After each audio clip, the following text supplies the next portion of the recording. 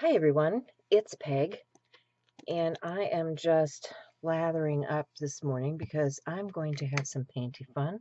What am I talking about? Well, I am working with a group of artists from Creative Arts Collaboration, and this is from Angela Green and I think it's Mary, hold on. Yes, Mary Dunn, and they are going to have a hop. Uh, Today is May 20th, so the hop is starting now, May 20th, 2018. And that's Eastern Daylight Time.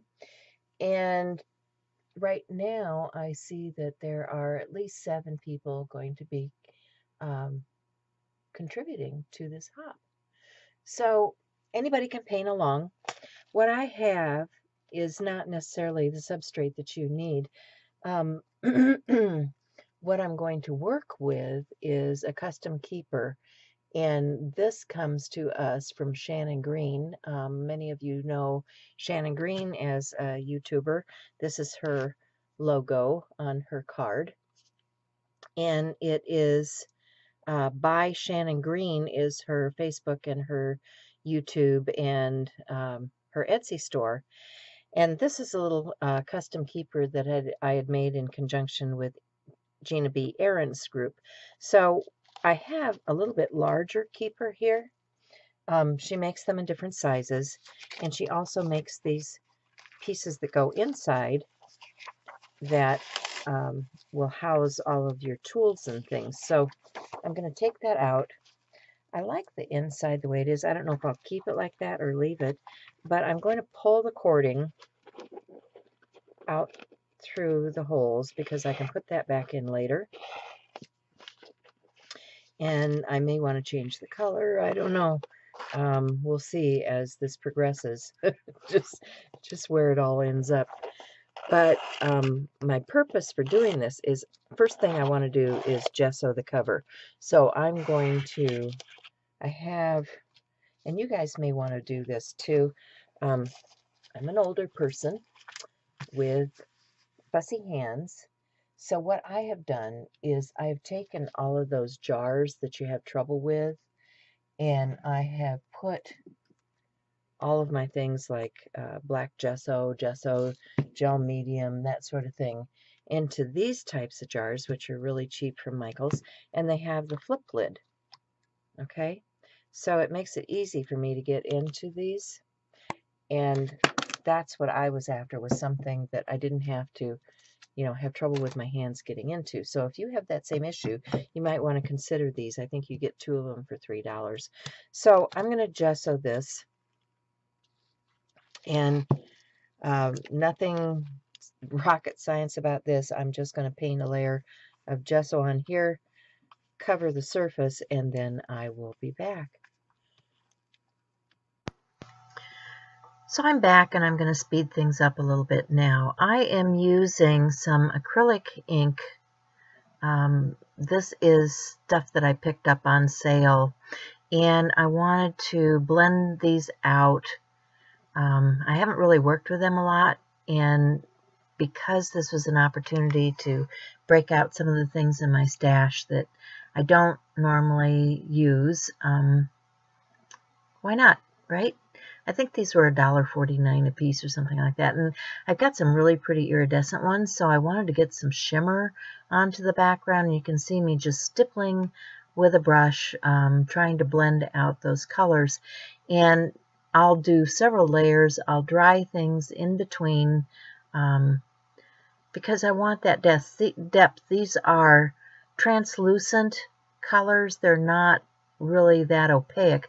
So they layer beautifully, and I want this kind of bubbly, watery effect to it, because you'll see where I'm headed with that once I get my image on. So I'm just skipping ahead slightly. It's a lot of layers and blowing and spritzing and stippling, and you just play with it until you get it the way you want it to look. And that's all I'm doing, is I'm blending things out. Make sure that when you pick your colors that you pick them, colors that are next to each other on the color wheel, or make sure that things are dry and that, you know, you're not making mud. That's the main thing. You notice that I do have some green in there, but it's kind of a bluish green, and it's not in those areas where the purple is. So I'm just saying, think about what you're doing. I'm going to spritz it with alcohol now and see if that will move it any and give it more of that mottled effect. And then I'm just going to blot it with a paper towel and pick up any of the excess and pull that back. And let's see what else we can do here. So as I was prepping things to move on, I thought I would show you a little bit of that process. I have both tissue paper and deli paper. I prefer, if I'm going to transfer images onto a work of art, to use the tissue paper because it's much thinner than the deli paper. If you look at these two images, they look the same. However, this is done on the tissue paper, and while it is nice and strong, it does not disappear into the background as well as tissue paper does. So this is my preferred choice for layering.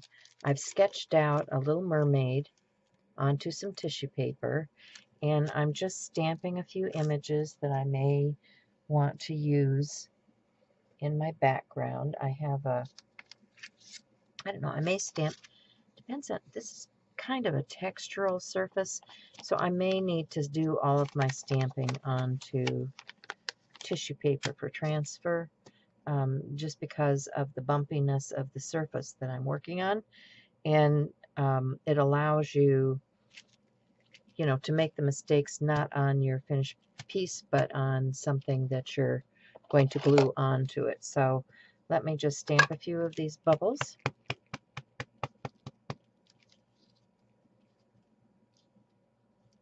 What that is.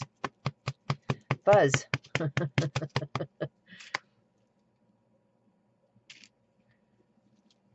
Because I want a few bubbles from my background.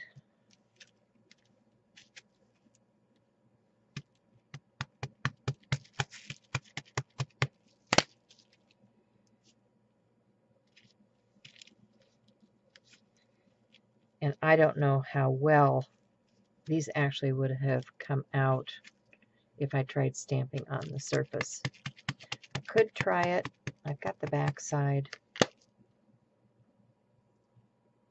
Let me just play with stamping on the surface and see how it goes.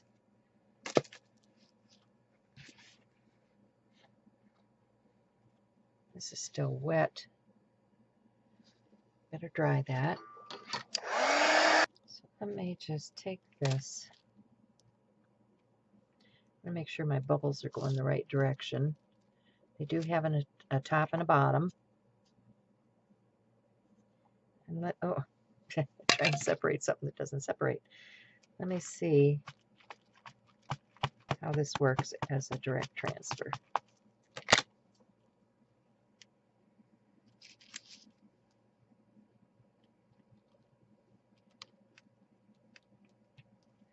You notice I'm not mounting my stamp on a stamp block. That's because I can get in here with my fingers and make sure that I'm making good contact. Oh, that really didn't work out too badly. So maybe I can go directly to my piece with the bubbles, because I like bubbles.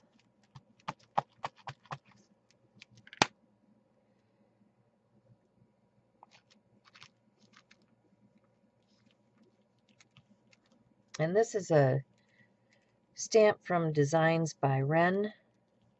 She's out of Canada, if you haven't heard of her. It is Designs by Ren, R-Y-N.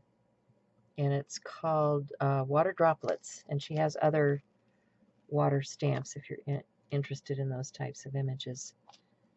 Yeah, that's cool. Another one up here.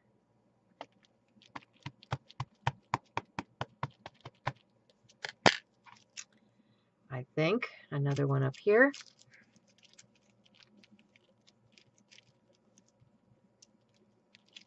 Okay, and another one on the back, I think.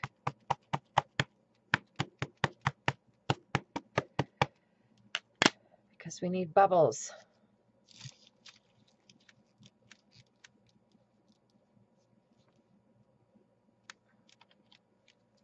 All right.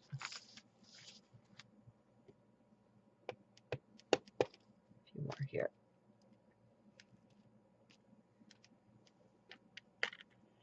And I am done doing bubbles. Just cleaning my stamp a little bit so it can go back in my folder.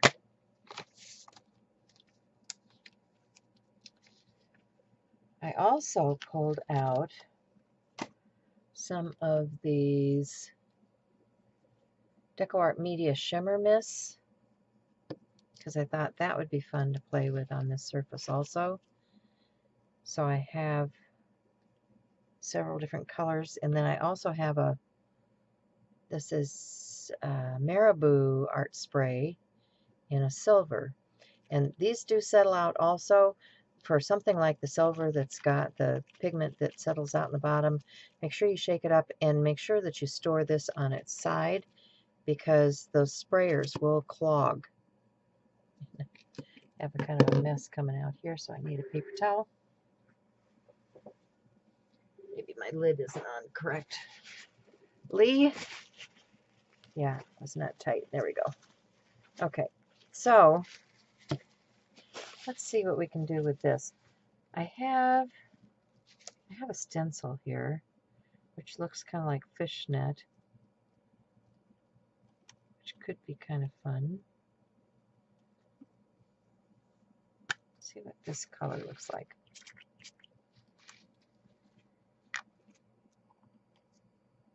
Oh, that's fun.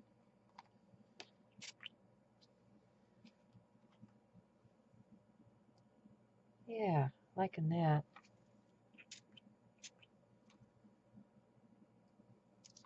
And another spray here.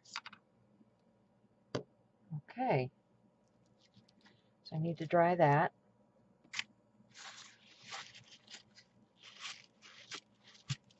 Before I go to my next thing.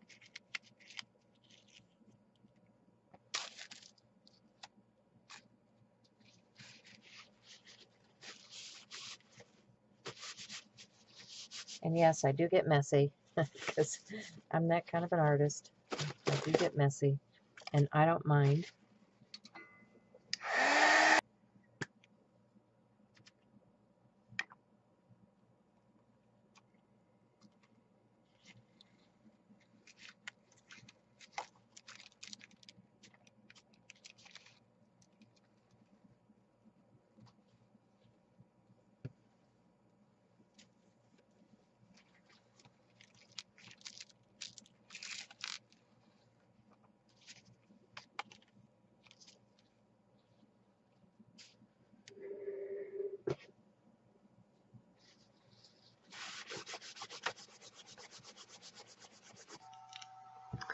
So I'm pretty satisfied with the front side, and I'm going to flip it over to the back side and, you know, just do a little bit of coloration of that. I'm not actually going to put gesso on this. I'm just going to use some of those spray inks.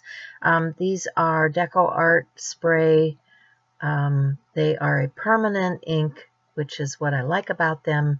And I know that this is not going to go anywhere once it's dry and set down to the surface. So the next step is picking out some different colors. I'm going to continue to work with these acrylic inks because I'm finding that I'm really enjoying the fluidity of them and the colors and the vibrance and the shimmer. And so my Little Mermaid image is glued to the surface. I actually put a coat of gloss medium over the top and dried it. And that is just to seal things in and to put my tissue paper down. So I test it out and I see that it's going to be a little more translucent than I want it to be.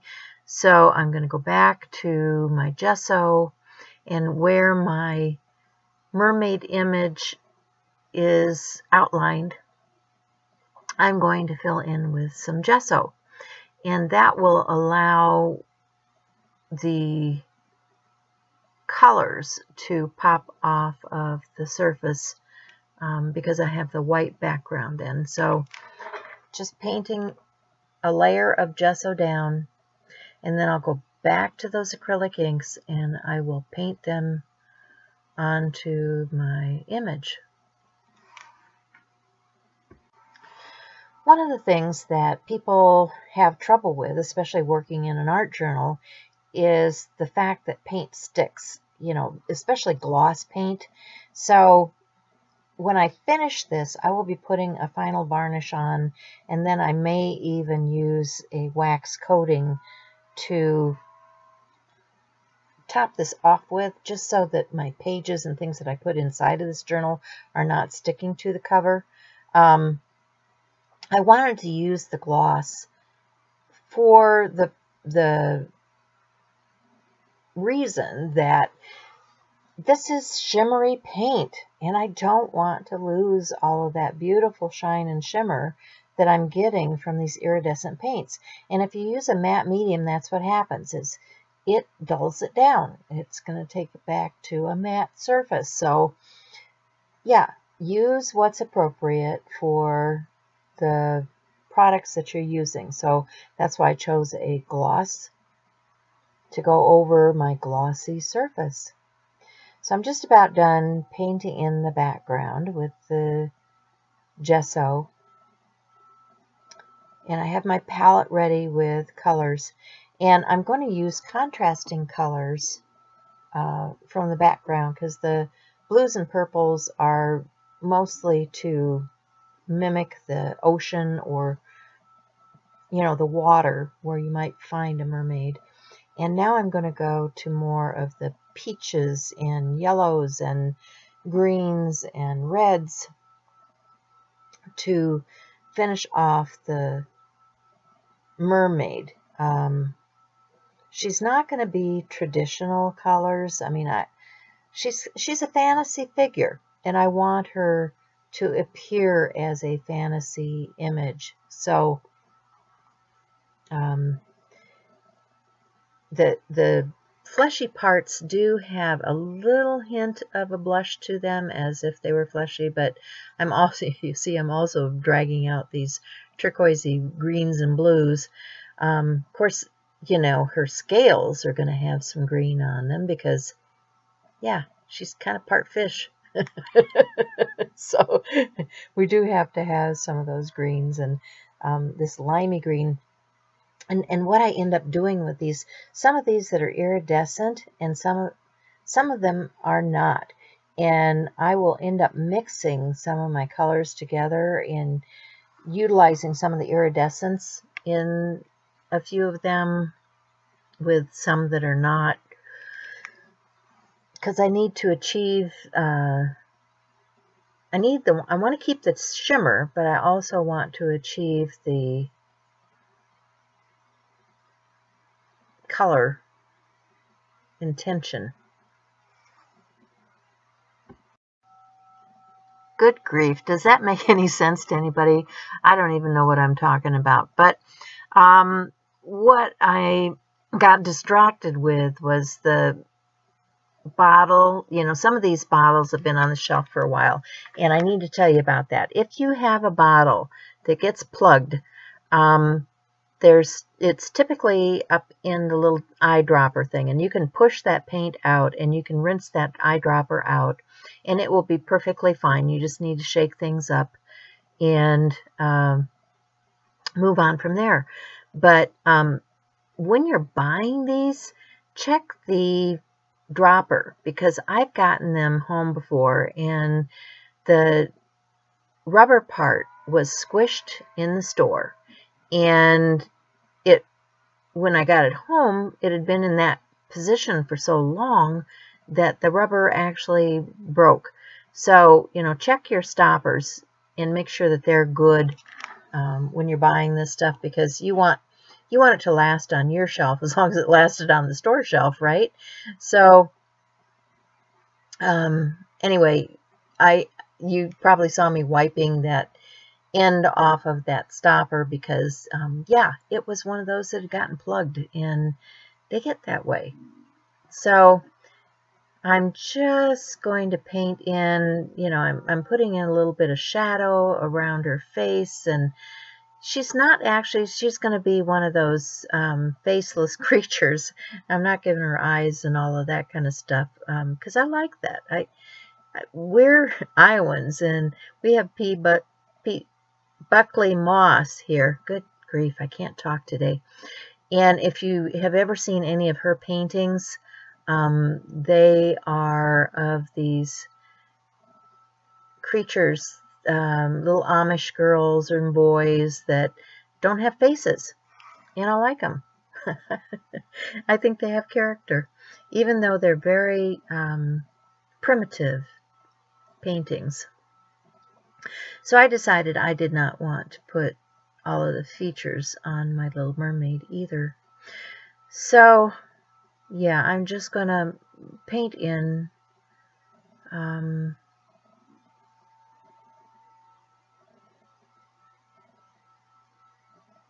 like I said, I'm using the green more as a shadowing color there on the upper torso of her body, and then I'm gonna jump over and I'm gonna get some bright reds and things and start jazzing this up a bit.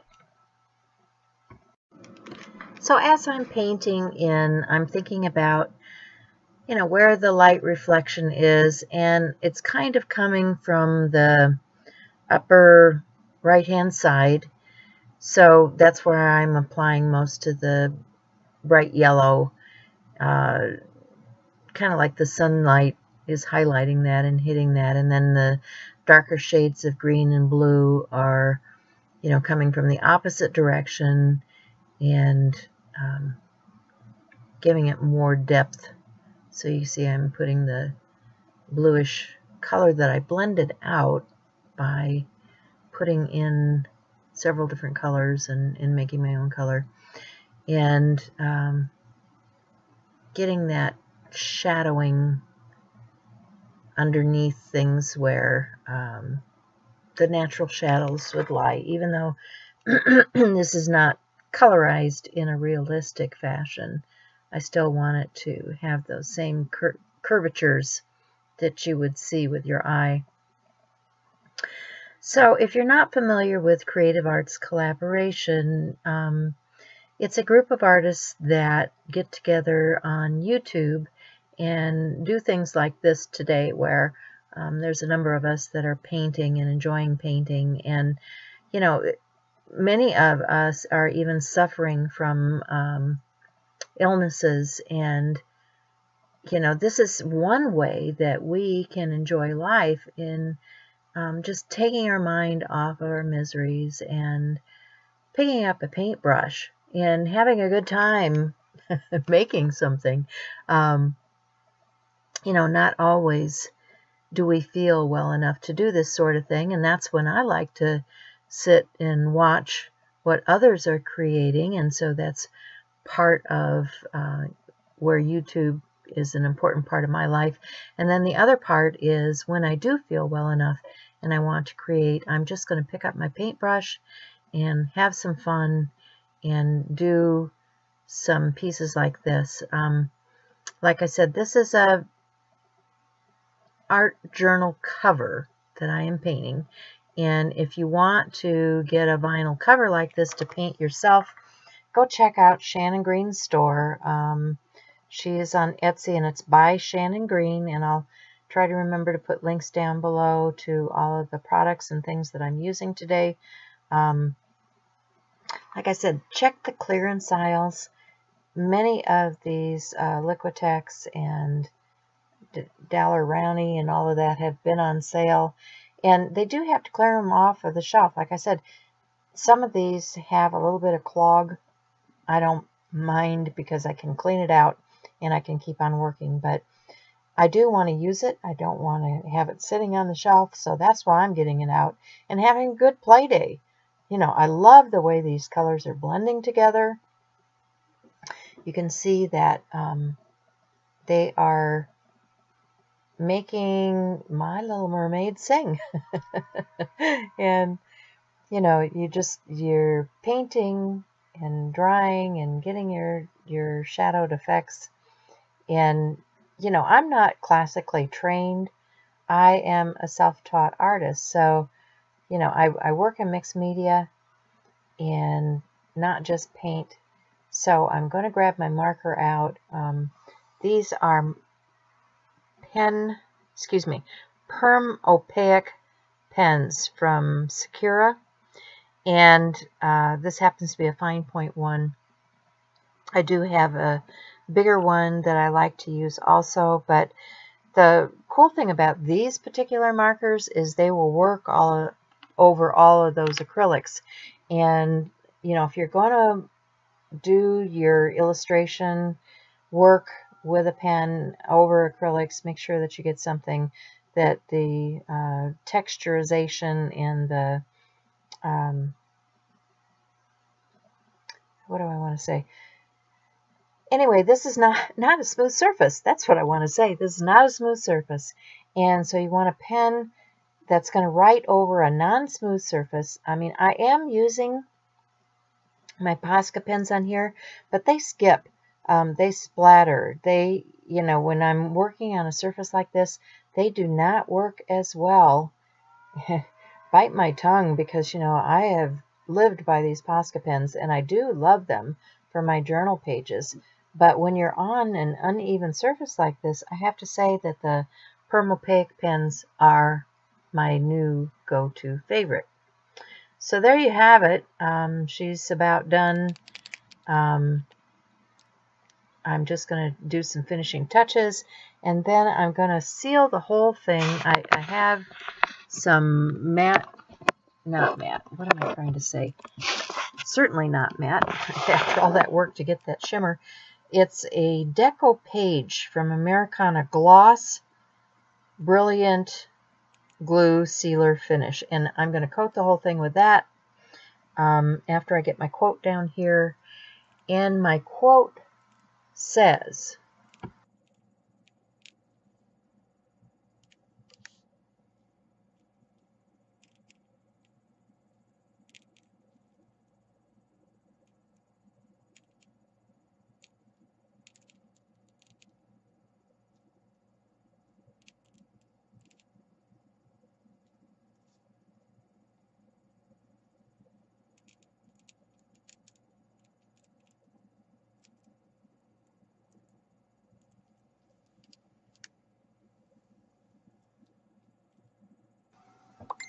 have no fear of depths and a great fear of shallow living. And that's my motto for today.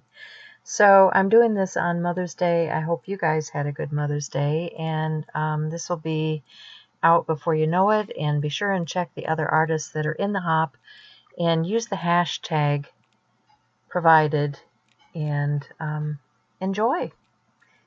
And I'll see you again next time. Be sure and give me a thumbs up if you like this, and follow me by clicking the little bell for notification below. And remember, you make a difference. So bye, folks.